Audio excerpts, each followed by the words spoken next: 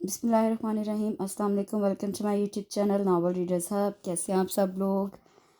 कैसा लगा आपको कल का नावल? कमेंट सेक्शन में मुझे बताएं। और आज हम जो नावल पढ़ रहे हैं, मुझे इसका मंथ, ईयर और जो शुमारा है डाइजेस्ट, वो मुझे बिल्कुल याद नहीं है कि ये कौन से डाइजेस्ट में, किस शुमारे में, कौन से महीने के शुमारे में ये आया था। ये है नावल अभी तुम सफ़र में हो, ज़रनैन आरजू का है। ये बहुत प्यारा नावल है, बहुत पहले मैंने पढ़ा था।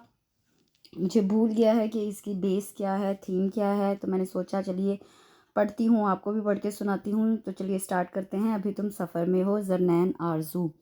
उसने सूटकेस नीचे रखकर पेशानी पर चिपके बालों को उंगलियों का कंघा बनाकर पीछे किया। बरसती बूंदों में हरियाली और रंग बिरंगे फूलों में घिरा ये कॉटेज धनक की तरह दिखाई दे रहा था। टीन की छत सुर्ख रंग के फूलों से ढकी थी। गेट के जंगले पर भी रंग रंग के फूल लटक रहे थे। ये कॉटेज था या फूलों भरी दिलफरेब टोकरी? वो मबहूत सा खड़ा तारीफी नजरों से कॉटेज को देखता रहा। उसने कॉलवेल की तलाश में इधर उधर निगाहें भटकाईं। कॉलवेल एरोकेरिया के छतरी नुमा पत्तों की आड़ में तकरीबन रोपोश थी। उसने जरा सा उंगली का दबाव बेल पर डाला, फिर जैसे उसे झटका सा लगा। बेल में बारिश की ज्यादती की वजह से करंट दौड़ रहा था। वो एक कदम पीछे हो गया। उसने लब भींचकर गेट को अंगूठे की पुश से बजाया। एक बार, दो बार, तीन बार, दूर दूर तक किसी आहट का नामो निशान नहीं था, मासवाए बूंदों की जल तरंग के। उसके जोर से गेट बजाने पर दरख्तों पर बैठी चिड़ियां भी फुर से उड़ गईं। क्या अंदर सबने कानों में रुई ठोंस रखी है? क्या सब बहरे हो गए हैं? उसे अच्छी तरह अंदाजा था इस कॉटेज में कम से कम इतने लोगों की बहुतात तो है कि चंद एक मसरूफ भी होते तो किसी न किसी के कान में इसके गेट तोड़ने की आवाज़ जा पहुंचती। उसी दम ज़ेली गेट किसी ने चौपट खोल दिया था और साथ में एक चिल्लाई खफा आवाज़ कानों में भी उतर आई। क्या गेट तोड़ने का इरादा है? इस सुनसान इलाके में गेट की मुरम्मत करने कौन आएगा? वो सिली आवाज़ वाली कोई लड़की थी। क्यों मिस्टर सूरज से तो आप कतई सर फिरे मालूम नहीं होते? क्या पीछे पुलिस लगी है जो इस तरह बेचारे गेट की शामत लाने की ज़रूरत पड़ गई? और फिर आपको इस बरसात में घर से निकलने की ऐसी क्या मजबूरी लाहक हो गई? खुद तो भीगे मुर्गे बने ही खड़े हैं, ऊपर से मुझे भी भिगो डाला। जल्दी बोलिए, किससे मिलना है? इतनी देर से मुंह में घुंघनियाँ डाले खड़े हैं? शेर दिल ने खामखा बालों में उंगलियां फंसाते हुए उसे बगौर देखा। ये तंजीला हरगिज नहीं और ना ही सीमल हो सकती है। भले उसे यहाँ से परदेस गए अरसा गुजरा था, लेकिन इन सब की धुंधली धुंधली यादें उसके जहन के कैमरे में महफूज थीं। ये कौन हो सकती है इतनी मुंहफट और गोला बारूद? ना अंदर आने को कहा, अच्छा वाला देख रही है। वो बारिश में ठिठुरता खड़ा है, लेकिन वो ऐसे मुखातिब थे जैसे वो गम कमरे में हीटर के सामने गर्म और पुरसुकून माहौल में महवे गुफ्तगू हों। ऐसे क्या देख रहे हैं? क्या आपने पहले किसी लड़की को नहीं देखा? वो तब कर बोली। शेर दिल के लबों पर मुस्कुराहट दौड़ गई। क्यों इस तरह दांत दिखाने का मकसद? वो चिरागपा होकर बोली। उसने नरमी से कहा, पहले अंदर तो आने दे। नाम नाम भी बता दूंगा जब इस ठंड से जिंदा बचूंगा। वो सूटकेस उठाकर उसके साइड से झपाक से अंदर दाखिल हो गया। अरे अंदर कहाँ घुसे जा रहे हो? वो इसके ताकों में चीखती चली आई। वो रुका नहीं, तकरीबन दौड़ता अंदर आ गया और शीशे वाला तवील दरवाज़ा बूर करता अंदर लाउंज में दाखिल हुआ। सभी लाउंज में बैठे थे, हीटर के गिर्द। चाय के साथ साथ ड्राई फ्रूट पर हाथ साफ किए जा रहे थे। सभी के हाथ में अजनबी के इस तरह अंदर दाखिल होने पर एक ही जाविये से रुके रह गए और निगाहें उसके कीचड़ और पानी में लथपथ जूतों पर, जिसने कीमती सुरख ईरानी कालीन का नाश मार दिया था। सबकी निगाहों के ताकुब में शेर दिल ने अपने जूतों की तरफ देखा और शर्मिंदा हो गया। वो दरअसल उसके पास अपनी सफाई में कहने के लिए कुछ भी नहीं था। ये देखिए मामा, ये कौन शख्स अंदर घुस आया है? मैंने इतना रोका, लेकिन वो चीखती चिल्लाती लड़की उसकी पुश्त पर पहुंचकर शिकायतों के दफ्तर खोले खड़ी थी। नौजवान पब्लिक ने पहले उरूसा का वावेला सुना, उसके बाद सामने खड़े शख्स को दोबारा देखा। खरोटी बालों वाला, ऊंचा, पूरा जवान, ब्राउन ब्राउन शूज पर ओवरकोट के कॉलर कानों तक चढ़ाए, बेतहाशा सुर्खों सफ़ेद रंगत, खूबसूरत नाक, ठंड के बाद टमाटर हो रही थी और घनी भवों के नीचे बेहद जगमगाते रोशन और ताबिंदा दो नीले कान जैसी आंखें। मैं शेर दिल हूँ फूफी माँ। हालात के कंट्रोल से बाहर होने से पहले ही अजनबी के लबों से फिसला शेर दिल।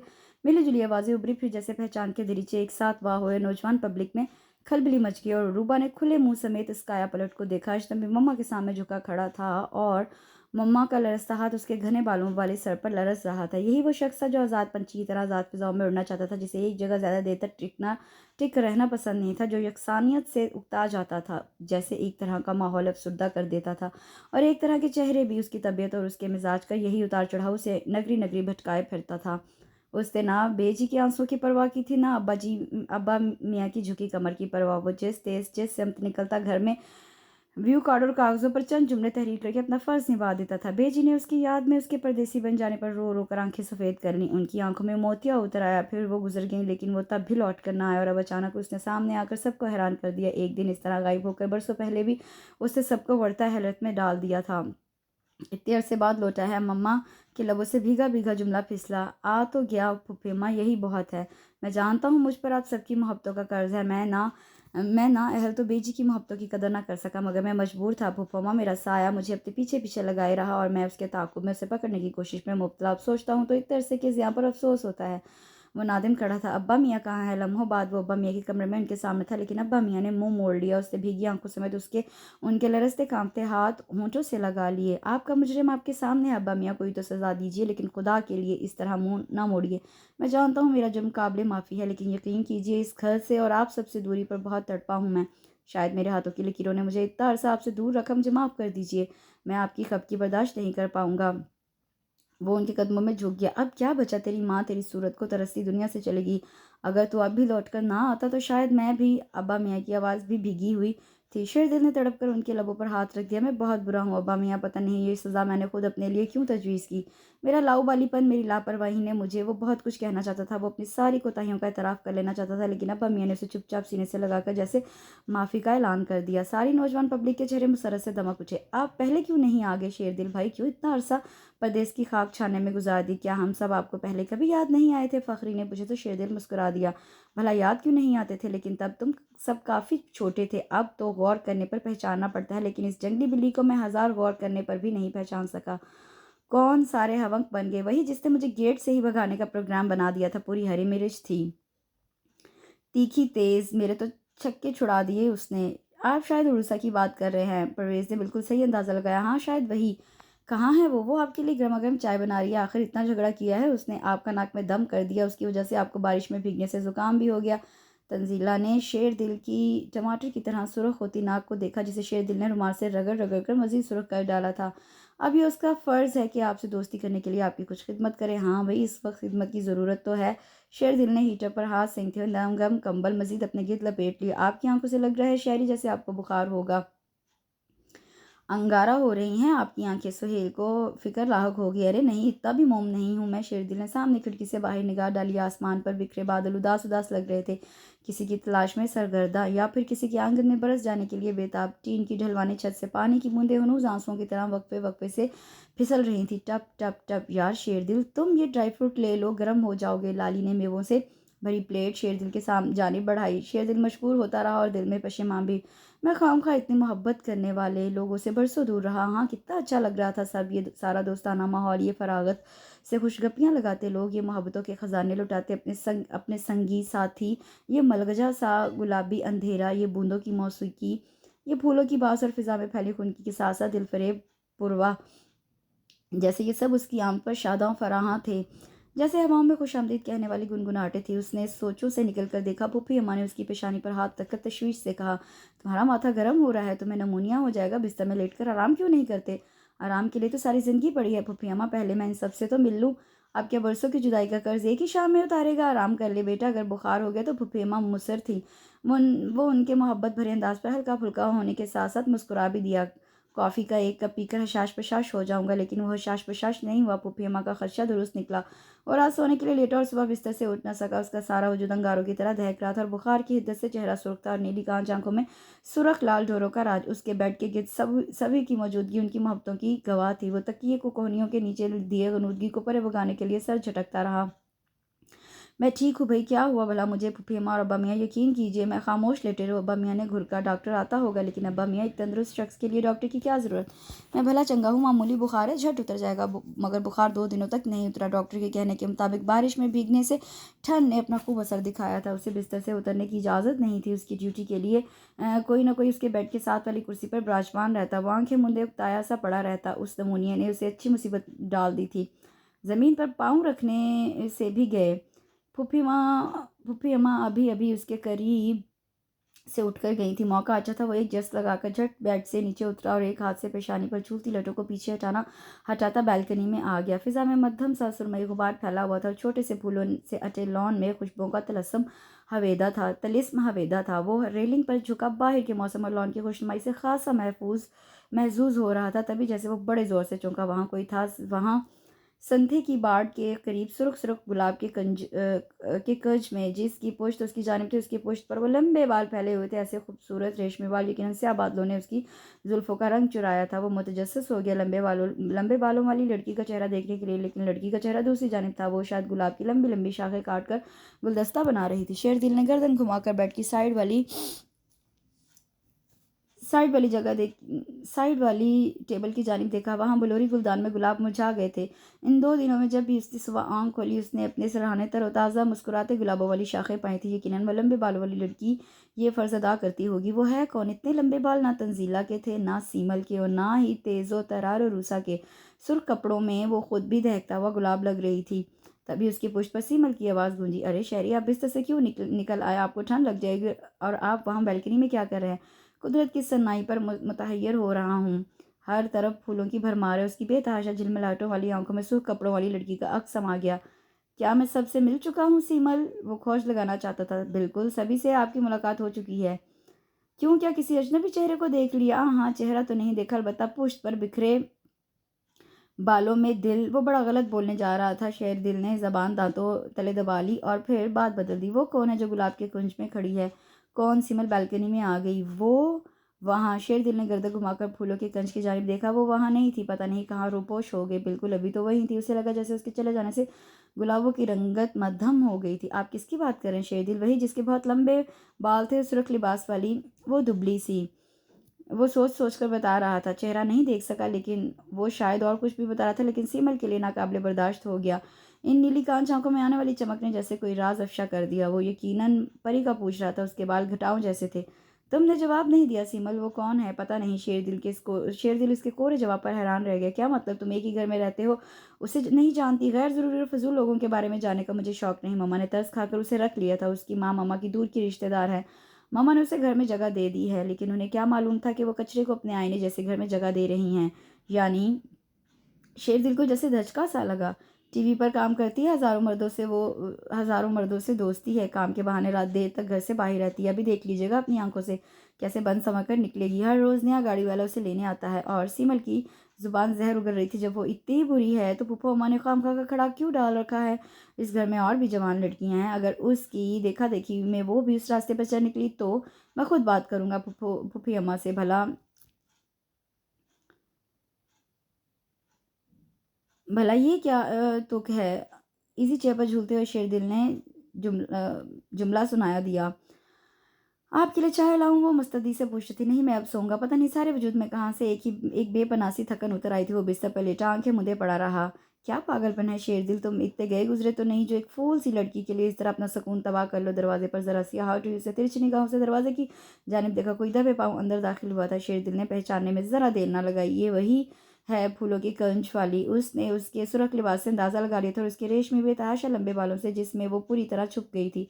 वो चुपचाप बेसुध पड़ा रहा। उसने कवर बदलने की कोशिश भी नहीं की। उसने देखा वो चुपचाप उसके बेड के करीब आई थी। उसने बलौरी गुलदान से मुरझाई फूलों की शाखें निकाली तो सुर्ख चूड़ियों का जलता रंग बज उठा। दूधिया कलाई पर सुर्ख चूड़ियां अंगारों की तरह दहक रही थी। मोमी उंगलियां, बेजवी साफ सुथरे नाखून, इन मोमी उंगलियों ने तरोताज़ा गुलाब गुलदान में सजा दी। वो चंद लम्हे उसके बेड के साथ खड़ी रही, शायद उसके चेहरे पर नजरें जमाए हुए। शेरदिल ने पूरी आंखें खोल दी। वो आंखों का जाविया बदलते हुए एक झटका खाकर पीछे हटी और कुर्सी से टकरा गई। जरा सा लड़खड़ाई, फिर संभल कर सड़पट बाहर दौड़ गई। उसने गुलदान में लगे फूल पत्ती पत्ती करके बिखेर दिए। उसे दम और ऊषा ने झांका। अरे शहरी भाई, इन बेचारे फूलों ने आपका क्या बिगाड़ा है? मुझे नफरत है सुर्ख गुलाबों से। मेरे ख्याल में शहरी भाई ये ऐसी खफा होने वाली बात तो नहीं जो आप इतना माइंड कर लिया। परी ने ये फूल मेरे कहने पर आप ही के कमरे में लगाए थे। मैंने उसे बताया था कि आपको सुर्ख गुलाब पसंद है। खैर, अगर आपको नागवार गुजरा हो तो मैं मना कर दूंगी। बिल्कुल इसे मना कर दो, लेकिन अगर तुम गुलदान में लगाना चाहो रूसा तो मुझे कोई एतराज़ नहीं होगा, लेकिन इन हाथों के गुलाब नहीं हो। हैरत है शहरी भाई, आपको आए 2 दिन हुए हैं और इस बेज़रत लड़की से आपकी इस कदर नफरत। यकीनन आपके कान किसी ने गलत भर दिए हैं। वो मासूम और भोली भाली लड़की, अगर आप उससे मिल ले तो आपको अंदाज़ा हो जाए कि वो धुतकारे जाने के काबिल नहीं बल्कि दिल में जगह देने के काबिल है। वो बहुत अच्छी है शहरी भाई, लेकिन अफसोस कि किसी ने उसकी अंदर की अच्छाई जानने की कोशिश नहीं की। सभी उसकी ज़ात पर कीचड़ उछालते हैं, मगर वो ऐसा कमल है जो कीचड़ में रहते हुए भी उजला और अनछुआ रहता है। सब उसे बुरा जानते हैं, लेकिन ये मेरी आपसे दरख्वास्त है शहरी भाई, आप कम अज़ कम उसे औरों की तरह ना समझे। वो अपनी सफाई में कुछ नहीं कह सकती, इसलिए सब उस पर बेधड़क पत्थर उठा लेते हैं। पत्थर लगाते हैं तो कोई वजह होगी। अच्छा अब चाय पिलाओ, उसने बेजारी से उकताए अंदाज में कहा और बालों में उंगलियां फंसा लीं। चाय नीचे चलकर पिए, सभी मौजूद हैं। अच्छा मैं आता हूँ। बड़ी खुशी है। वो बेतरतीब चेहरे में भी वो बेहद हैंडसम और बेपनाह अच्छा लग रहा था। वो नीचे हीटर वाले कमरे में आया तो गोल मेज पर चाय लग चुकी थी और दीगर लवाजमात भी। चाय का दौर चला और ख़त्म भी होगा। बुजुर्गों के उठने के साथ ही नौजवान पब्लिक तहजीब के दायरे से बाहर निकल आई। शेर दिल यार, इतने अरसे देश में रहने के बाद देश में आना कैसा लगा? खासा खुशगवार, तमानियत से भरपूर। शेर दिल ने फखरी की बात का जवाब खुश दिली से दिया। वहाँ तुम्हें कोई गोरी भी पसंद आई या नहीं? परवेज ने पूछा। एक बार, शेरदिल सोचकर बताने लगा तो वो सब पुरजोश हो गए। सच? कौन थी वो? तुम लोग हंसोगे और अब मुझे भी अपनी नादानी और बचपने पर हंसी आती है। क्रिस्टीना अच्छी लड़की थी, बहुत नाइस और बेहतरीन। बस मुझे लगा जैसे मुझे उससे मोहब्बत हो गई, लेकिन वो बचपना था। मैं अपने इस पागलपन को उस पर जाहिर भी ना कर सका। उसकी शख्सियत का रूप सिट्टी गुम कर देता था। कोई आपको अच्छा लगे तो ज़रूरी नहीं कि उसके पीछे मोहब्बत जैसा जज्बा कार फरमा है। ये मोहब्बत जैसी बेकार और फजूल चीज़ के चक्कर में मैं पड़ना ही नहीं चाहिए। हालांकि मोहब्बत आफाकी जज्बा है, सीमल ने मुदाखलत की। होगा, उसने चाय के कप पर झुके जैसे सीमल को ज्यादा खुद को सुनाया था। अच्छा बहस खत्म, कहीं चलने का प्रोग्राम बनाए, मिसाल के तौर पर डिनर का या कहीं लॉन्ग ड्राइव का। लाली घूमने फिरने का हद से ज्यादा रसिया था। पागल हुए शरीफ भाई, अभी अभी बुखार से उठे हैं बाहर। उन्हें दोबारा ठंड लग गई तो, और उसका को याद था उसने शेरदिल को कितनी देर बारिश पे गेट पर भिगोया था। अब इतना भी नाजुक मिजाज नहीं मैं। शेरदिल के जिम्मे पर जैसे सारे चेहरों पर खुशी की लहरें दौड़ गईं। तो बस फिर पक्का रात का खाना बाहर? बिल्कुल बिल्कुल। आवाज़ों का शोर बढ़ गया तो शेरदिल शीशे वाले दरवाजे के उस तरफ बरामदे में आ गया। यहाँ माहौल अंदर की निस्बत ज़्यादा खुनक था। कास्ती फूलों वाली बेलें सतून से इर्द गिर्द दायरों में लिपटी थी और वक्फे वक्फे से हवाएं झूलती हवाएं उन कास्ती फूलों को चिप्स के फर्श पर यहाँ से वहाँ तक फैला देती। सब कुछ कितना खूबसूरत था, कितना दिल फरेब और पुरबहार। क्या मिला था उसे दरबदर होकर इस तरह देश की खाक छान कर? खुद भी आजरदा हुआ, दूसरों को भी अपने पीछे आजरदा किया। सच है, जो सुकून तमानियत जो आसूदगी घर पर मिलती है वो कहीं और नहीं। उस कार्टेज की फिजाओं में उसके वापस लौट आने की खुशी फैली हुई थी। यहाँ वहाँ चारों तरफ मुस्कुराते फूलों की जुबान पर उसे खुशामदीद कहने वाली गुनगुनाहटें थी। अलबत्ता इतना बड़ा जरूर था, काश वो बहुत पहले लौट आया होता। उसने अपनी जुगनों की तरह चमकती हुई आंखें ऊपर उठाकर भगौर देखा। सुर्ख रबिश के इख्तिताम पर वही सुर्ख आंचल लहरा रहा था। उसकी आंखें जैसे गैर इरादी तौर पर इस समत में साकत रह गई। किस कदर हसीन थी वो, किस कदर मोहनी और दिलफरेब। जैसे उसके चेहरे के गिर्द किसी सुनहरी रोशनी का हाला था, जैसे उन स्याह आंखों में चांद की सारी झिलमिलाती किरणें बाहम जमा होकर आंख में चोली खेल रही थी। वो जीता जागता गुलाब थी, तरोताज़ा और शबनम में धुला। खूबसूरत तीखी सी नाक ने जैसे शेरदिल को खामखा बेचैन कर दिया। सुनहरी रंगत ने जैसे उजाला सा कर दिया। वो छोटी सी पहले की कलियों जैसी नाजुक लड़की तह दर तह उसके दिल में उतरती चली गई और वो कोई बाढ़ भी अपने दिल के गिर्द नहीं बांध सका। नाना करने के बावजूद वो बेबस हो चुका था। उसे सर झुकाकर अपने अंदर जलती रोशनी वो हैरत से देखा, जहाँ उस लड़की का अक्स पूरी शान से जगमगा रहा था। लेकिन वो यकदम तप उठा जब गाड़ी के हॉर्न पर वो गेट की सिमत चली गई और फिर गाड़ी में किसी के बराबर बैठकर ये जा वो जा, जिस चीज़ से कोई सरोकार ना हो, चाहे वो जहन्नम रसीद हो जाए। लेकिन पता नहीं क्यों जहन उस लड़की से अलहदा नहीं हो पा रहा था। कैसा तिलिस्म था, कैसा जादू था, जो ना चाहते हुए भी जहन के उसके बारे में सोचने पर मजबूर था। देख लिया आपने अपनी आंखों से? शहरी पोस्ट पर सिमर की आवाज़ गूंजी। आज जो लेने आया है वो कल उसे लेने नहीं आएगा। ये एक दिन दो दिन का माजरा नहीं। मैं तब से ये तमाशा देख रही हूँ, जब से उसने नौकरी का बहाना किया हुआ। नौकरी की आड़ में पता नहीं कहाँ कहाँ सीमल शेर दिल की लाल लाल डोरों वाली आंखों में चिंगारियां भर गई।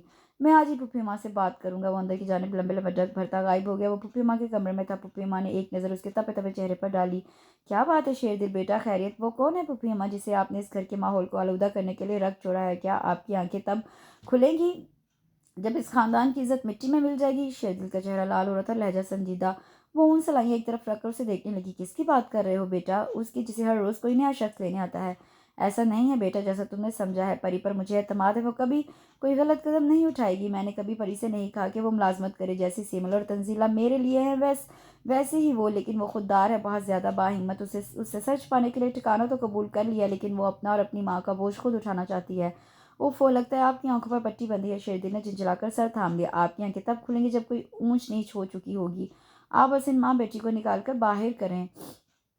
ये नहीं हो सकता शेरदिल, सकीना रिश्ते में मेरी खालाजाद है, वो बीमार है। ऐसी हालत में मैं उसे बाहर निकाल करूँ, ऐसा जुल्म मुझसे नहीं होगा। ठीक है, अगर तुम्हें परी से इतनी ही नफरत है तो मैं उसे तुम्हारे सामने आने से मना कर दूंगी। ठीक है, जो चाहे करें, लेकिन इतना याद रखें अगर कोई ऊंच नीच हो गई तो मैं वो जुमला अधूरा छोड़कर कमरे में आ गया। उसका जहन परेशान था। वो इसी चेयर पर आंखें मूंदे जैसे अपने मुंतशिर होते जहन को यकजा कर रहा था।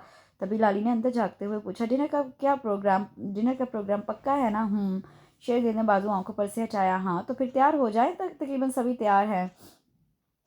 मैंने कौन सा मेकअप करना है यार अभी। चलो, वो फ़ौरन खड़ा हो गया, लेकिन इसीलिए मैं शेव तो कर लेते। सब ठीक है। वो कंधे झुकाकर लाली के साथ बाहर आ गया। सब यकीनन उसके इंतज़ार में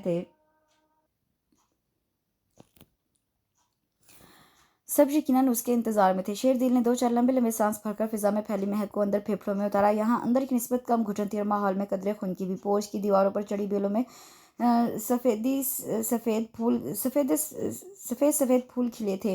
वो चुपचाप ड्राइविंग सीट पर संभाल बैठा तो और सब ने भी गाड़ी में बैठने में ज़रा भी देर नहीं लगाई। पार्किंग लॉट में गाड़ी रुकते ही सब नीचे उतर आए। अंदर का माहौल खासा गर्म था। कदरे नीम तारीख भी हीटे की गर्माइश के साथ साथ सिगरेटों के धुएं और परफ्यूम्स की मिली जुली खुशबू ने फिजा में खासी गर्मजोशी पैदा कर दी थी। और इस पर मतजाद हल्की हल्की बजती मगरबी धुन मध्यम रोशनियों के झुरमुट में शेरदिल ने शीशों के करीब वाली मेज संभाली तो सब ने भी पैरवी की। शीशों से बाहर का नज़ारा साफ दिखाई दे रहा था। सड़क पर भागती दौड़ती रंग बिरंगी गाड़ियों के साथ बरसता मौसम दिलफरेब लग रहा था। जब वो घर से चले थे तो बारिश के आसार भी नहीं थे, लेकिन अब बूंदाबांदी शुरू थी।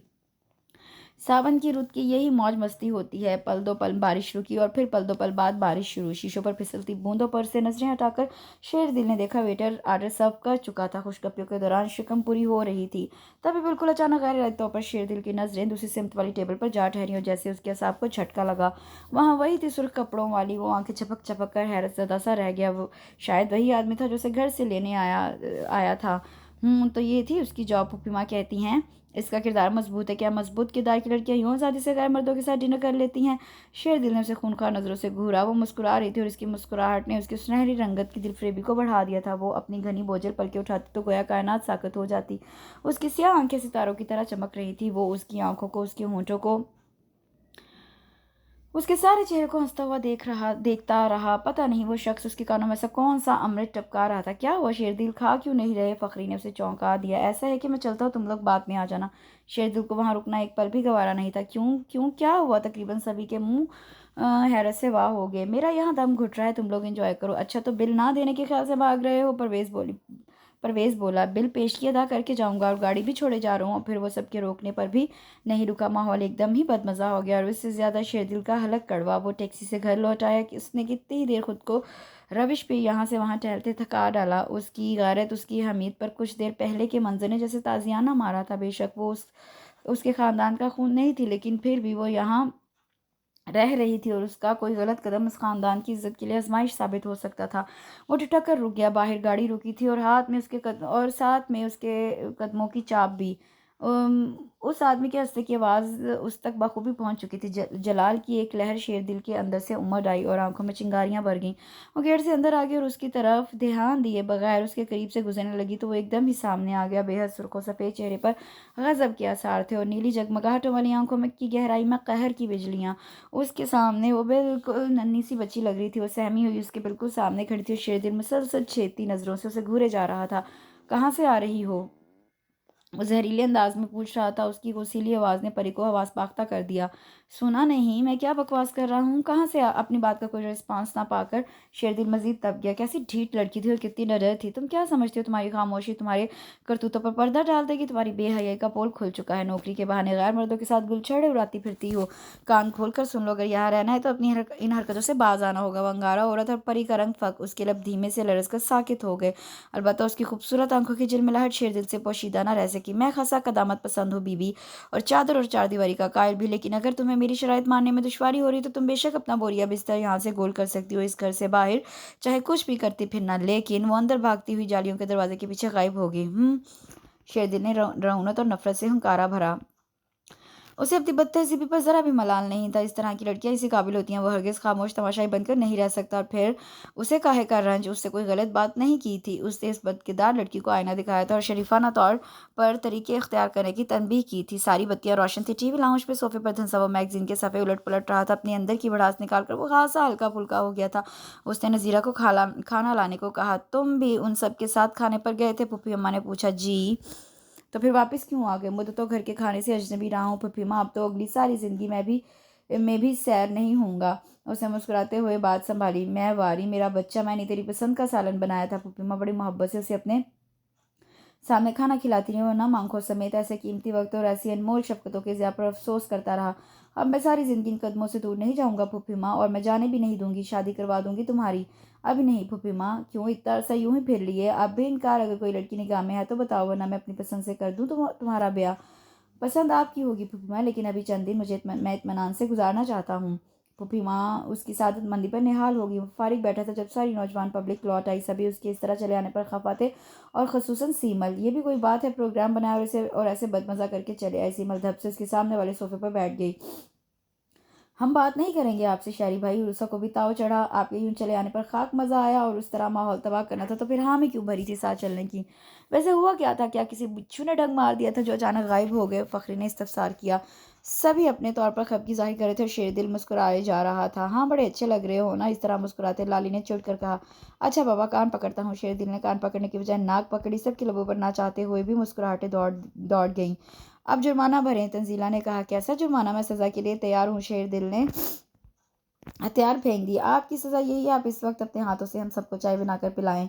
अरूसा बोली। वंडरफुल, नो प्रॉब्लम, चाय बनाने में तो मैं माहिर हूँ।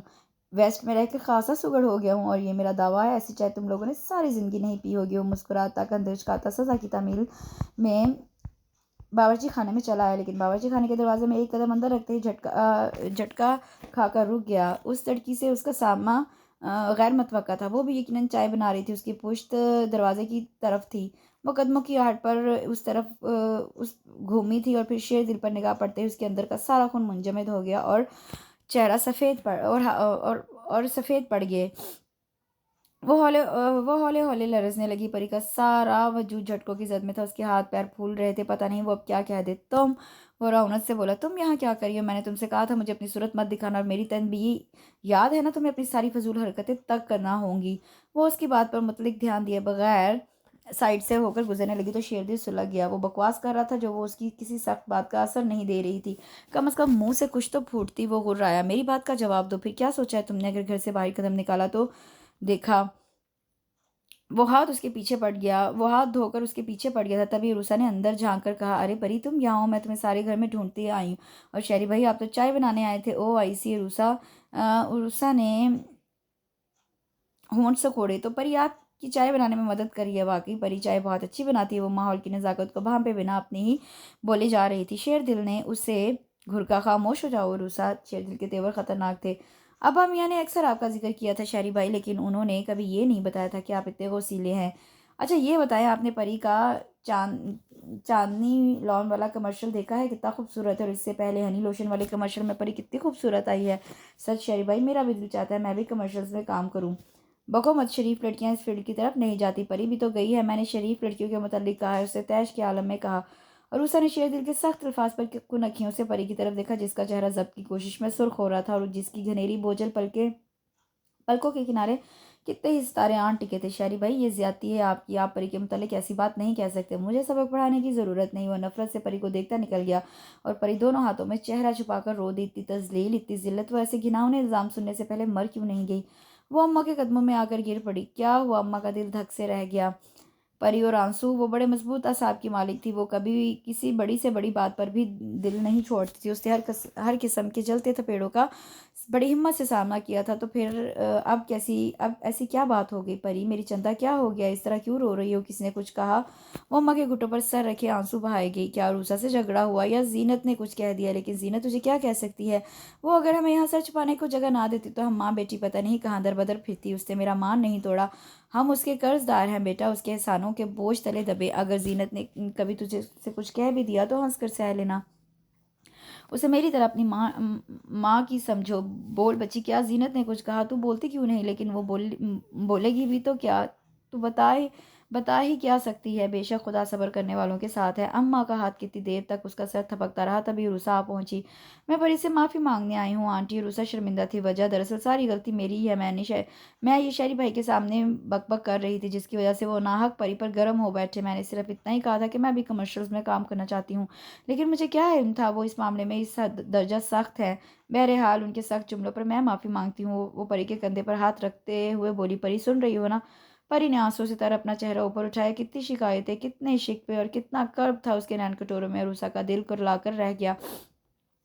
ये बेज़रर और मासूम हस्ती खामखा में शहरी भाई के अताब का निशाना बन गई। शहरी भाई बहुत बुरे हैं ना, पर ये रूसा ने देखा उसकी बड़ी बड़ी पानियों से भरी आंखों में हुनूस जलथल का समा था और तीखी सी नाक सूख थी। मेरे ख्याल में परी वो तुम्हें समझे ही नहीं। जहाँ तक मैंने अंदाज़ा लगाया है वो बहुत नम मिजाज, सास और दूसरों की परेशानियां शेयर करने वाले इंसान है। अच्छा चलो अब मिट्टी डालो इस फजूल झगड़े पर। चलो उठो मेरे साथ मेरे कमरे में चलो, आज हम इकट्ठे सोएंगे और ढेरों बातें करेंगे। परी हाथों की पुर्ज से आंखें रगड़कर एकदम ही मुस्कुरा दी। उस दिन संदल लॉन वालों के कमर्शियल में काम करने के लिए उसे रेस कोर्स जाना था। उस कमर्शियल में दो लड़कियां और भी उसके हमरा काम कर रही थी। उसे साइट पर 3 बजे पहुंचना था। वो कब की तैयार थी, लेकिन उसे पिक करने के लिए अभी तक कोई गाड़ी नहीं आई थी। घर में कोई नहीं था, ना फखरी ना लाली और ना ही परवेज, वरना उनमें से किसी के साथ चली जाती। अगर कोई था तो वो शख्स जिसका सामना करने के तस्वर से ही उसकी रूह फना हो जाती थी। उस दिन रिस्ट वॉच पर निगाह डाली, 3:30 होने को थे। वो कभी इतना लेट नहीं हुई थी। उसकी वक्त की पाबंदी की मिसालें दी जाती थी, लेकिन अब वो बेचैनी से रविशों पर टहलती रही। कमर्शियल करना उसका शौक नहीं था। वो खुद भी इस काम को अच्छा नहीं समझती थी। अपने हुस्न की नुमाइश करना उसके नज़दीक घटिया काम था, लेकिन अब मजबूरी उसे उस तरफ ले आई थी। अब्बा ने एक शख्स से 5 लाख रुपए कर्ज दिए थे। इस कर्ज की अदायगी के लिए उस शख्स ने शर्त रखी थी कि परी की शादी उससे कर दी जाए। उस आदमी का किरदार अच्छा होता तो अम्मा को कतई एतराज़ ना होता, लेकिन उन्हें मालूम था कि शादी के बाद वो उसका सौदा कर देगा, इसलिए उन्होंने साफ इनकार कर दिया। तब किसी ने उन्हें ये राह दिखाई थी कि परी मॉडलिंग करे, लेकिन बहुत जल्द परी को अंदाज़ा हो गया कि जो कुछ ऊपर से नज़र आता है अंदर से वैसा नहीं। जब उसके कमर्शियल्स आए तो बहुत जल्द वो लोगों की नज़रों में आ गए। फिर उसे अंदाज़ा हुआ कि लोगों के सोचने का अंदाज़ क्या है। हर शख्स उसकी कीमत लगाना चाहता था। वो इस काम को छोड़ देती, लेकिन एक एडवर्टाइजिंग एजेंसी से मुआहदा हो चुका था। 1 साल से पहले नहीं छोड़ सकती थी। उसे लेने गाड़ी आन पहुंची। वो तेजी से गेट की जानिब लपकी। उसका अंदाज़ा सही था। सीट पर अनवर था। अनवर ही संदल लॉन का जिंगल बना रहा था। वो खासा नफीस मिजाज शख्स था और खुसूसन परी की वो बहुत इज्जत करता था। परी भी उस पर खासा एतमाद करती थी। वो वही शख्स था जिसके साथ उठते बैठते उसे किसी किस्म का खौफ महसूस नहीं होता था। हेलो परी, उसके फ्रंट सीट पर बैठते ही अनवर मुस्कुराया। परी ने महज सर हिलाने पर इत्तेफा किया। तभी उसकी निगाहें और बैल्कनी में खड़े शेर दिल पर जा पड़ी, जिसकी बेतहाशा झिलमिलाती आंखों में कहरो गजब की चिंगारियां थी और जमाने भर की कदूरतें। वो ऐसे घूर रहा था जैसे वो उसे कच्चा चबा जाने में लम्हा भर भी तामुल से काम नहीं लेगा। क्या हुआ? अनवर ने उसकी आंखों के खौफ और चेहरे की जर्दी को वाज़ेह तौर पर महसूस किया। परी ने अपनी पेशानी पर उभर आने वाली शबनम के कतरों को गुलाबी मुलायम टिश्यू पेपर में जज़ब कर लिया। किसी की नज़रों में गिरकर जिंदा रहना किस कदर दुश्वार होता है। सारा वक्त उसके जहन से उस शख्स की इलामती नज़रें चिपकी रहीं। उसके अंदर जैसे कहीं जलता सुलगता दर्द था, अजियत में मुब्तला कर देने वाला। उसकी स्याह आंखों में जैसे सारा वक्त कंकर चुभते रहे। वो अपने काम पर भी सही तवज्जो नहीं दे पा रही थी। बार बार शॉट गलत हो जाता, कभी कदम तिरछा पड़ जाता, किसी जगह वो लब हिलाना भूल जाती। वो सख्त अपसेट थी। शायद आपकी तबीयत ठीक नहीं मिस परी, आप घर जाकर आराम करें। शाकिर साहब ने नरमी से उसे जाने की इजाज़त दे दी। रास्ते में अनवर ने गाड़ी बर्गर 11 पर रोक दी। उसे बहुत भूख लग रही थी। परी खामोश बैठी रही। हालांकि उस वक्त वो सीधी घर जाकर आराम करना चाहती थी। बर्गर 11 से 2 बर्गर लाकर उसने एक परी को थमाया, दूसरा खुद बोनट के सहारे लगकर मजे से खाने लगा। अभी वापस चलते हैं, तुम घबराना मत। उसने गर्दन घुमाकर खुद ही फ्रंट सीट पर बैठी परी को मुखातिब किया, जिसने बर्गर का एक भी लुकमा नहीं लिया था। उसका जहन मुख्तलिफ सोचों की आमाज का बन रहा था। किसी ने उसकी तरफ वाला दरवाज़ा झटके से खोल दिया। परी ने चौंक कर दरवाज़ा खोलने वाले चेहरे की जानिब देखा तो दिल उछलकर हलक में आ गया। सामने वही था। परी का चेहरा खौफ से निचट गया। ये यहाँ कहाँ? उसकी आंखें लहजा भर को शेरदिल की लाल डोरों वाली आंखों से टकराई और फिर सहम कर झुक गई। उफ तौबा, कैसी खशूनत थी इन आंखों में, कितनी नफरत और कितना गुस्सा। मुझे पहले मालूम था तुम गलछड़े उड़ा रही होगी, इसलिए तुम्हारा पीछा करता यहाँ तक पहुंचा हूँ। वो गुर्रा रहा था। वो धक से बैठी रह गई। वो उसका पीछा करता रहा। क्या वो इस कदर नाकाबिले एतबार है? उसकी आंखें पल भर में आंसुओं में डूबना चाहती ही थी कि उसके बाजू पर आईनी शिकंजा पेवस्त हो गया। वो घसीटती दरवाजे से बाहर उसके हाथ से बर्गर लढ़कता हुआ दूर चला गया। वो नफरत से होंठ सिकोड़े तीर तीर बरसा रहा था। पली निचला होंठ काट काट कर गालों पर बहते आंसुओं को रोकती रही। वो कहाँ गुम हो जाए इन गुसीली आंखों की चिंगारियां। अनवर इस सारी सूरत हाल पर हैरान था। ये कौन अजनबी था जो उसके सामने उसकी गाड़ी से परी को बाहर खींचकर उस पर बरस रहा था? उस लड़की का मुख्तार कुल अनवर का खून खौल उठा। ए मिस्टर, कौन हो तुम और इस तरह किसी खातून से बदतमीजी करने का मकसद? अपना तारुफ तो मैं बाद में करवाऊंगा, पहले तुम बताओ, तुम क्या लगते हो, उसके दोस्त या फिर कुछ और? अगर बात इतनी आगे नहीं बढ़ी होती तो हो सकता है तुम्हारे लिए अभी वापसी की राहें बची हों। परी, तुम खामोश क्यों हो? अनवर रंज से बोला। तुम इस शख्स का मुंह थप्पड़ों से लाल क्यों नहीं कर देती? ये तुम पर कीचड़ उछाल रहा है, तुम बुत बनी हो। ये है कौन? और तुम्हें इससे कोई मतलब नहीं है कि मैं कौन हूँ? शेरदिल आग बगोला हो गया। और कान खोल कर सुन लो, आइंदा से मैं तुम्हें इस फजूल लड़की के करीब भी फटकता ना देखूं। आया शरीफ में आया कल शरीफ में वो लाल सुरख चेहरा लिए खामोश खड़ी परी की तरफ एड़ियों पर पलटा। और तुम क्या तमाशा देख रही हो, चलो अंदर बैठो। देखिए जनाब, अनवर ने कहना चाहा, आप मुझे गलत समझ रहे हैं और मैं परी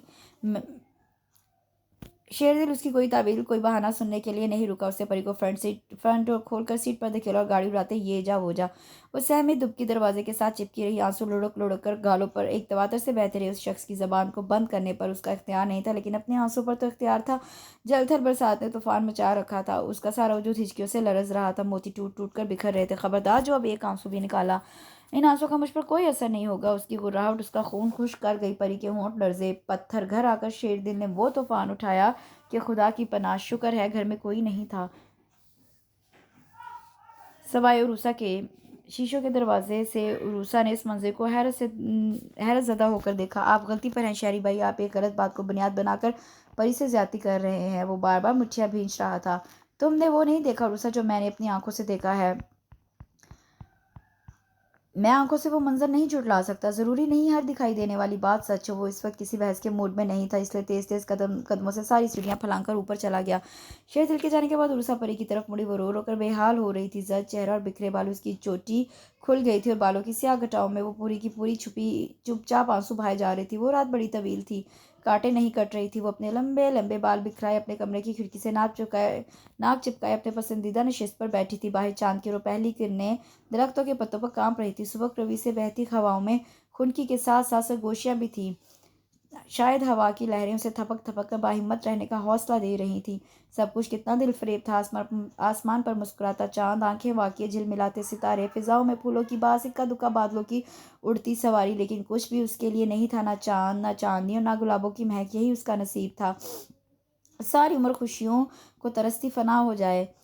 इस बेतहाशा खूबसूरत बंदे के जुमलों की काट ने उसके अंदर दरारें डाल दी थी। वो कहता है मैं आवारा हूँ, मैं बदकिरदार हूँ। उसका दिल चाहा वो इतना चीख चीख कर रोए कि इस पत्थर शख्स को उसकी बेगुनाही का यकीन आ जाए और उसकी मासूमियत का एतबार भी आ जाए। पता नहीं उसमें इतना हौसला कहाँ से आ गया। ओफ, अनवर क्या सोचता होगा। शेर दिल ने कैसे उसे अनवर की नज़रों में जलील कर दिया था। वो कहता है वो अनवर के साथ गुलछड़े उड़ाती है। काश वो इतना बड़ा और इतना रकीक इल्ज़ाम लगाने से पहले ये जान लेता कि अनवर के लिए उसके दिल में भाइयों जैसी इज्जत है। अनवर का अपना घर है, अपने बीवी बच्चे हैं। कभी कभी उसे महसूस होता था जैसे वो उसके सगे भाई की कोई का रूप हो।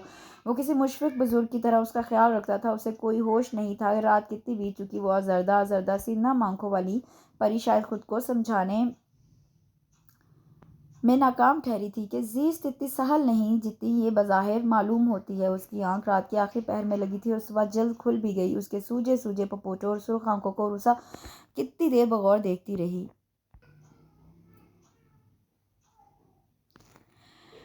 तरोताज़ा गुलाब के फूलों की शाखें ऐन मेज़ के दरमियान में गुलदान में सजी थी। शेरदिल ने इसकी बात का जवाब देने की बजाय इन फूलों को नोच कर ज़मीन पर पटक दिया। ये फूल मैंने सजाए थे शहरी भाई, परी ने नहीं। रूसा मुस्कुराई तो शेरदिल हो रहा है। बक बक मत करो रूसा, आप परी से दोस्ती नहीं कर सकते क्या।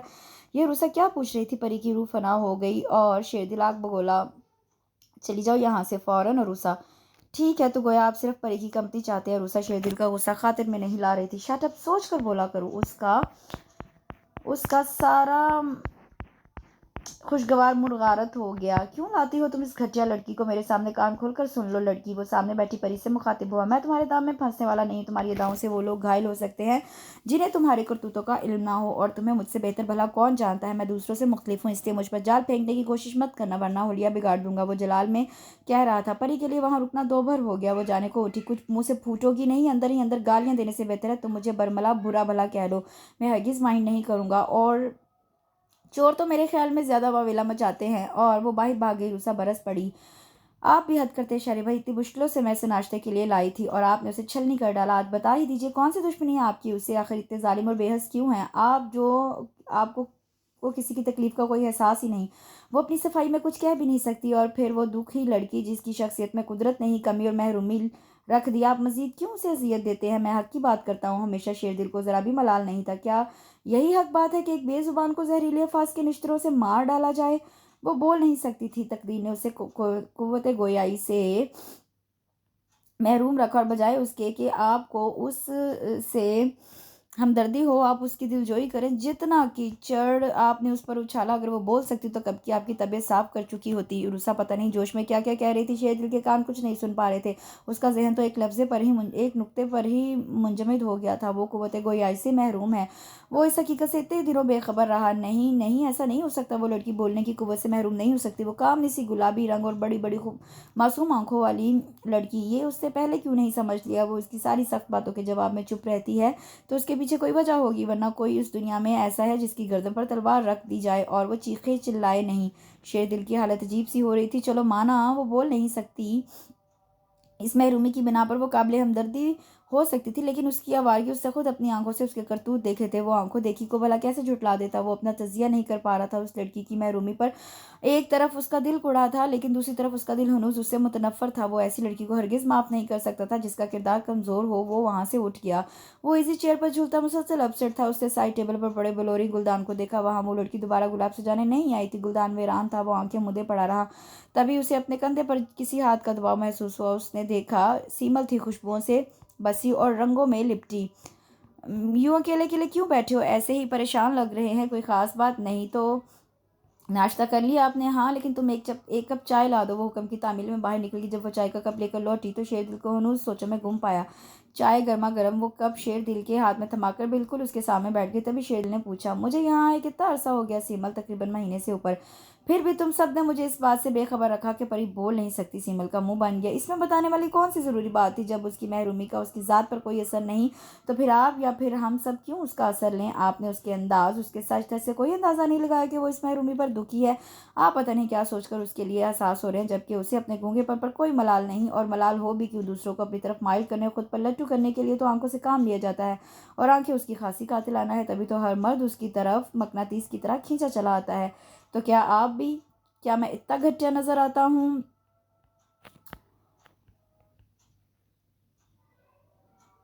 जरा सी हमदर्दी और मामूली सा एहसास जो उस लड़की के लिए उसके दिल में उभरा था, उसे सिमल की बातों ने आन वाहिद में मादूम कर दिया। उसमें आपका कसूर नहीं शेरदिल। उसकी मासूम सूरत से हर कोई धोखा खा जाता है। सिमल का दिल मुसलसल झुलस रहा था। उसके अंदर कहीं खतरे की घंटियां बज रही थीं। सावन की इस बरसती शाम में गुलाबीपन था और कदरे ठहराव भी। जब अब्बा मियाँ ने शेरदिल को अपने कमरे में बुलवा भेजा। जी अब्बा मियाँ, वो उनके सामने था। और अब्बा मियाँ किसी सोच में मुब्तला। क्यों मियाँ? कब तक शुतर बेमहार की तरह घूमते फिरते रहोगे? कुछ सोचा है तुमने अपना घर बसाने के लिए? आप हुक्म करें अब्बा मियाँ। वो सादतमंदी का मुजाहरा कर रहा था। अगर कोई निगाह में है तो बता दो। कोई नहीं अब्बा मियाँ। उसके अंदर बेचैनियाँ सवा हो गई। तो ठीक है, मैं खुद ही बात चलाता हूँ। कहीं वो चुपचाप बाहर निकल आया। एक लड़की पसंद भी आई, लेकिन वो क्या निकली? उसके सामने छम से कामनी सी परियान खड़ी हुई। क्या होता अगर वो शरीफाना अतवार की मालिक होती? वो उसे हंसी खुशी अपना लेता, लेकिन उसके गूंगेपन के बावजूद उसके अंदर सवालिया निशान उभर कर मासूम हो गया। वो उसे हर हालत में कबूल थी। काश वो सुधर जाए। काश वो अपनी ये नुमाइश तर्क कर दे, ये जलील पेशा छोड़ दे। उसके अंदर कहीं कोई इस्तराब था, कोई खिंचाव और कोई मलाल। अब्बा मियाँ ने उसकी पसंद के बारे में पूछा और वो कुछ कह भी ना सका। बाज़-औक़ात इंसान कितना मजबूर हो जाता है, कितना बेबस और लाचार। सिमल ठीक कहती है, हर कोई उसकी तरफ मकनातीस की तरह खींचता है। उसने एक गहरा सांस लेकर देखा। लॉन चेयर्स पर परी, तंजीला और रूसा के हमरा बैठी थी, धीमे धीमे मुस्कुराती। उसकी मुस्कुराहटों ने उसके चेहरे पर गुलाल बखेर दिया। और परी की आंखें कितनी हसीन थी। वो लाख उससे बदगुमा था, वो फिर भी अपने दिल की रग़बत उसकी तरफ पाता था। ओह, तो ये ठाठ है। छुप छुप कर हसीन चेहरों के नज़ारे हो रहे हैं। परवेज़ की आवाज़ बिल्कुल पुष्ट पर गूंजी थी, तो वो जैसे उछल पड़ा। चेहरा खफत के मारे लम्हा सुर्ख पड़ा। फिर संभल कर बोला, तुम कब आज? जब तुम टिकटिकी बांधे उसकी एक सिमत में गुम थे। परवेज़ मानी खेज अंदाज में मुस्कुरा रहा था। कहो तो अब्बा मियाँ से बात करूँ? वो तुम्हारे लिए लड़की की खोज में है। वैसे इत्तला है कि घर में से ही किसी का नसीब आपके हमरा फूटेगा। अब तो मालूम नहीं। अब मालूम नहीं कुर्रा किसके नाम निकलता है, लेकिन मुझे इतना पता है कि मम्मी का वोट किसके हक में है। ओह, क्या तुम्हें फूफी माँ की पसंद के बारे में इल्म है? जी हजूर। कौन है वो? शेरदिल ने उंगलियां मसलीं। अभी पर्दा गिरा रहने दीजिए मिस्टर। शेरदिल ने कंधे उचकाकर बज़ाहिर लापरवाही से कहा। आओ यार, लॉन में चलते हैं। वो चुपचाप बगैर किसी हुज्जत के परवेज़ के हमरा लॉन में आ गया। उसे सामने पाकर पग भर परी के चेहरे का रंग मुतगय्यर हुआ। वो अब आ गया। अब वो उसे फिर से निशाने पर रख लेगा। उसकी भीगी पलकों के साए के जर्द रुखसारों पर लरज उठे। शेरदिल ने बगौर उसकी बड़ी बड़ी गुलाफी आंखों में पानियों के अक्स को देखा, और फिर उसके खामोश लबों को। ये लब बोल नहीं सकते, अलबत्ता उसने उन लबों को टीवी पर बोलते देखा था। एक आध कमर्शियल में पिछले 2 दिनों में उसने इस इश्तेहार को बार बार देखा। बज़ाहिर देखकर कौन अंदाज़ा लगा सकता था कि वो बोल नहीं सकती? टीवी पर लब बोलते थे, आवाज़ किसी और लब आवाज़ किसी और की, लब उसके, काश उसकी अपनी आवाज़ होती। शेरदिल ने बेचैनी से पहलू बदल लिया। क्या बात है शहरी भाई, आजकल आप मामूल आप परी पर बरसे नहीं है? रुसा उसके कानों में घुसी पूछ रही थी। वो लब भींचे खामोश रहा। क्या किसी नई जुमले की हमले की तैयारी है? बहुत बोलती हो तुम अरूसा, शेरदिल खफगी से बोला। हाँ किस्मत है, कोई बोल सकता है और कोई नहीं बोल सकता। यकीनन उसका इशारा परी की तरफ था। वो बेले की कलियों की तरह नाजुक लड़की, उसका दिल चाहा वो झंझोड़ झंझोड़ कर उसे पूछे, क्या वो उसकी खातिर अपनी आज़ादी तर्क कर सकती है? क्या वो उसके लिए घर की चारदीवारी तक महदूद हो सकती है? वो अपनी बदलती हालत पर खुद भी मुतहैयर था। क्या ऐसा हो सकता है इंसान जिससे इतना खार खाए उसके लिए इतना बेचैन हो जाए? आज जज्बे दिल की ये शिद्दतें, वो जाने किस मसले में गुम था। तभी गेट पर बाहर हॉर्न बजा। परी गेट की तरफ चली गई और वो बैठा सुलगता रहा। उसकी जलती रोशनियों वाली आंखों की सारी रोशनियां एक एक करके बुझ गई। वो किस नाकाबिल एतबार हस्ती पर एतबार करने का सोच रहा था। वो कभी नहीं सुधर सकेगी। वो शम्मा महफिल है, बेरू वो वजूद की मालिक। सब खुशगपियों में मगन थे, मगर उसके कान गेट की जानिब लगे थे जहाँ से किसी के हंसते की आवाज़ आ रही थी। उसने पहचान लेने में ज़रा भी देर नहीं लगाई। ये अनवर था। उसकी आंखों में खून उतर आया। ऐसी फजूल लड़की के लिए उसके अंदर मोहब्बत जागी। ऐसी नाकाबिल एतबार हस्ती के लिए वो बेचैन ठहरा। लानत है। वो लंबे लंबे ढक भरता उसी तरफ आ गया जहाँ गाड़ी से टेक लगाए अनवर खड़ा था और उसके सामने मुस्कुराती वो फ्लर्ट लड़की। वो उनके करीब चला आया और जाते ही बगैर लिहाज के उसने परी को बाजू से पकड़ लिया। मैंने मना किया था ना तुम्हें इस शख्स से मिलने के लिए। उसने उसके हाथ को दो चार झटके दिए। अहमक नालायक, मैं तुम्हारा खून पी जाऊंगा। क्या समझा है तुमने? तुमसे बाज पुरस करने वाला कोई नहीं। तुम जब भी चाहोगी ड्रामा कर सकती हो। उसका चेहरा लाल था और जुबान अंगारे उगल रही थी। मालूम होता है आपको ज़बरदस्त गलतफ़हमी हुई है। आप उनका बाजू छोड़िए, मैं आपकी सारी गलतफ़हमी दूर कर दूंगा। आप मुझे एक मौका तो दें प्लीज़, मुझे कुछ नहीं सुनना। बाजू छुड़ाते ही परी दोनों हाथों में चेहरा छुपाकर अंदर भाग गई। वो भी अंदर जाने को मुड़ा, लेकिन अनवर सामने आ गया। जब तक मैं मामला क्लियर नहीं करूंगा मेरा ज़मीर मुझे मलामत करता रहेगा। मैं ये नहीं जानता कि आप परी के कौन है, लेकिन आपकी हरकतों से लगता है आप उसके लिए खासी हसास है। मैं कोई गैर जिम्मेदार शख्स नहीं हूँ। मैं जानता हूँ बहनों की इज्जत किस तरह की जाती है और किस तरह उनकी खुशी और उनके मुस्तकबिल का ख्याल रखा जाता है। मैं अगर आज खामोशी से पलट गया तो जानता हूँ शायद वो सारी ज़िंदगी आपकी नज़रों में बुलंद मकाम हासिल ना कर सके। मैं नहीं चाहता कि आप एक बेबुनियाद बात पर उससे नफरत करें। यकीन जाने मैं उसे बहन समझता हूँ। मैंने उसे दिल से बहन कहा है और वो मासूम भी मुझे भाई समझती है। वो इस शोबे को छोड़ना चाहती है। वो मॉडलिंग को अच्छा नहीं समझती। मैंने उसे समझाया, तसल्ली दी। वो मासूम बेजुबान, वो इस शोबे में कभी एडजस्ट ना हो पाती अगर मैं उसकी मदद ना करता। उसका मुआहदा इस माह ख़त्म होने वाला है। वो मॉडलिंग छोड़ देगी। वो सांस लेने को रुका। शेरदिल रौनक से खड़ा था। पता नहीं आपको मेरी बातों का यकीन क्यों नहीं आ रहा। मैं शादीशुदा हूँ, मेरा हंसता बसता अपना घर है। और ज़रा बताएं, बहन भाई के मुकद्दस रिश्ते के लिए क्या किसी गवाही की ज़रूरत पड़ती है? बहुत बुरा किया आपने जो आपने एक बेजुबान पर हाथ उठाया। हकीकत को जाने बगैर उसे इतना बुरा भला कहा। बड़ी मर्दानगी दिखाई। वो मुझे बहुत अजीज है मिस्टर, एक बहन की हैसियत से। वो कितने पर्दे उठा रहा था और उसकी आंखें खोल रहा था। शेरदिल बुत बना खड़ा रहा। पत्थर का बुत या मिट्टी का? अनवर का लहजा सच्चा और बेरिया था और आंखों में सदाकत।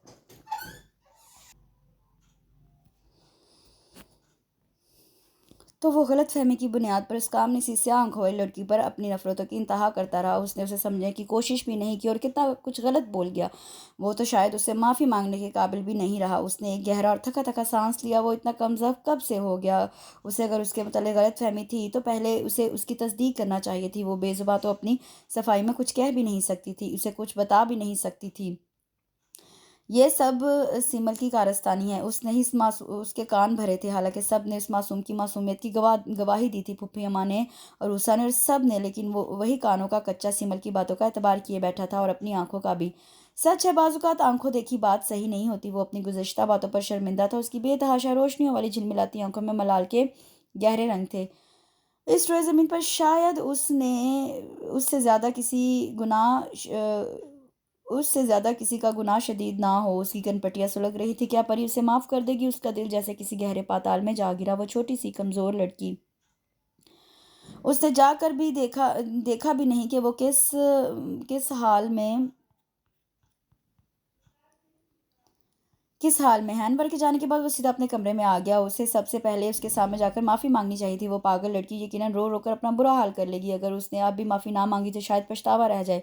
वो एकदम ही सारी सीढ़ियाँ फलांग कर आया। तभी सारी पब्लिक ने उसका घेराव कर लिया। तैयार हो जाइए जनाब, आपको बेड़ियाँ पहनाने का इंतज़ाम किया जा रहा है। फ़खरी मुस्कुराया। क्या मतलब? क़ैद बामुशक्कत की सज़ा है, तंज़ीला ने शोख़ी से कहा। आपके लिए अब्बा मियाँ ने लड़की ढूँढ ली है और हम सबको उनके फ़ैसले से खुशी है। यह इंकशाफ उस बेतहाशा रोशन रोशन झिलमिलाती आंखों वाले शख्स को बेकल कर गया। पता नहीं अब्बा मियाँ ने किसे पसंद कर लिया। क्या वो परी के अलावा किसी और को अपनाने का सोच सकता था? उसकी आंखों ने उसी लड़की के लिए सुनहरी सुनहरी ख्वाब देखे थे, और पहले से जिले और सात रंग के सपने।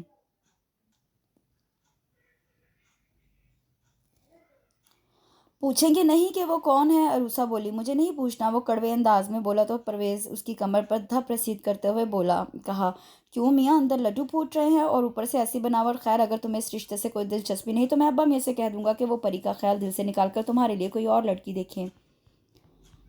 हाय, परवेज ने ऐसा ही कुछ कहा या उसके कानों ने गलत सुना? उसकी आंखें यकदम सितारों की तरह चमकी, उसका चेहरा खुशी से तमतमा उठा। उसकी नीली नीली आंखों में मोहब्बत साफ चमकती दिखाई दे रही थी। उसके अंदर रोशनी ऐसी जल उठी। व्हाट? किसका नाम लिया तुमने? उससे तस्दीक चाहिए। एक बात और बता दूं शेरदिल भाई, कि अब्बा मियाँ ने उसे डॉक्टर को दिखाया है और डॉक्टर ने कहा है कि एक छोटे से ऑपरेशन के बाद उसकी कुव्वत गोयाई लौट आएगी। परी हो आसमानी तुम, मगर तुमको तो पाना है। लाली गुनगुनाया तो शेरदिल के सामने उस प्यारी सी नाजुक अंदाम लड़की का सरापा आ गया। ये नहीं हो सकता। अब्बा मियाँ मेरे साथ ये बेइंसाफी नहीं कर सकते। अपने घर की लड़की को छोड़कर उन्हें एक बदचलन लड़की के हक में फैसला करते हुए झिझक नहीं आई? सीमल गुस्से उसीले अंदाज में चीख रही थी। आज तक कभी मेरी कोई ख्वाहिश रद्द नहीं हुई, और अब मैं आपकी बार भी नहीं हारूंगी। वो जली लड़की मुझसे नहीं जीत सकती। वो गूंगी बेजुबान बुत की तरह खामोश, वो मुझसे सबकत नहीं ले जा सकती। सीमल शायद अपनी सुध-बुध खो चुकी थी। मैं उस लड़की का सर तोड़ दूंगी। Behave yourself Simal. Pari के लिए इससे आगे एक लफ्ज भी मत कहना। शेरदिल मुठ्ठियां भींच कर बोला तो वो होंठ सिकोड़ कर बोली, ओह! एक गूंगी के लिए इतनी हमदर्दी। वो खामोश लड़की तुम जैसों से हजार दर्जे बेहतर है, जो किसी की राहों में कांटे बोती है और दूसरों की जात पर कीचड़ उछालती है। तुम अगर परी के खिलाफ मेरे दिल में नफरत ना भरती तो शायद मैं कभी उससे इतना सख्त रवैया रवा ना रखता। तो मैंने कब गलत कहा? वो आवारा है और तुम इस बदचलन को मुझ पर तरजीह दे रहे हो। तरजीह तो मैं तब देता जब मैंने तुम्हारे बारे में कुछ सोचा होता। मुझे ये कहते हुए अफसोस हो रहा है सीमल कि तुम मेरी सोचों से यकसर मुख्तलिफ लड़की निकली हो। अगर एक ही घर में रहते हुए पालतू जानवर से भी प्यार हो जाता है तो, और वो तो फिर एक दुखी लड़की है। मैं तो खुद सोच रहा हूँ कि उसका सामना कैसे कर पाऊंगा, कि मैंने उस पर ज्यादतियां भी तो बहुत की हैं। वो वाकई शर्मिंदा था। जिसके कदम मन मन भर के हो गए थे। क्या वो उसका सामना कर पाएगा? क्या वो उससे जिंदगी भर बोलेगी? क्या वो उसकी सूरत देखेगी? उसने उसका खूबसूरत हसास दिल किरची किरची कर दिया था। उसकी नीली आंखों में पछतावा था। उसने कमरे में झांका, वो वहां नहीं थी। उसने बरामदे में देखा, लाउंज में देखा, वो कहीं भी नहीं थी। वो सारे घर में उसे पागलों की तरह ढूंढता फिर रहा था। वो कहाँ गई? वो उसके सामने अंदर भागी थी। वो सख्त सरासीमा था। उसने सरगोशी में पुकारा, परी कहाँ हो तुम? उसने इधर उधर फूलों और दरख्तों की जानिब देखा, जैसे वो अभी चुपके से उसके कान में बता देंगे कि परी कहाँ है। लेकिन सब ही खामोश रहे। उसकी बेबसी का तमाशा देखते वो बेदिली से मरे मरे कदमों से बिला मकसद ही पिछली तरफ आ गया। तभी ठिठक कर रुक गया। वो सामने थी, गुलाबों की क्यारी के करीब।